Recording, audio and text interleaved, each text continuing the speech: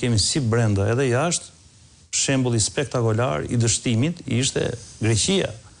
Dhe jo pa qëllim, unë e kam denoncuar dhe në mbledhjet e Komisionit Rregullator, bile i kam kërkuar administratës zgjedhore, a kemi ngarkuar neve ndonjë përfaqësues të PS-s për të na përfaqësuar ne si KQZ në Greqi, sepse kemi parë, jo vetëm Taulan Ballon, po edhe përfaqësues të tjerë të Partisë Pushtet, e cila kishte marrë përsipër duke filluar nga procesi i regjistrimin, dhe sigurisht që do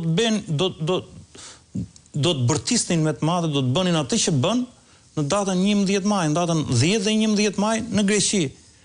Sigurisht që do të acaroheshin me KQZ, sepse nuk po mundej të vilnin atë rezultat që kishin mbjell. Pra, ato skena që kemi parë neve të përfaqësuesve të PS-s, karshi kreu të KQZ-s, ato skena ishin një acarim pasi nuk po arrijej të vile ai.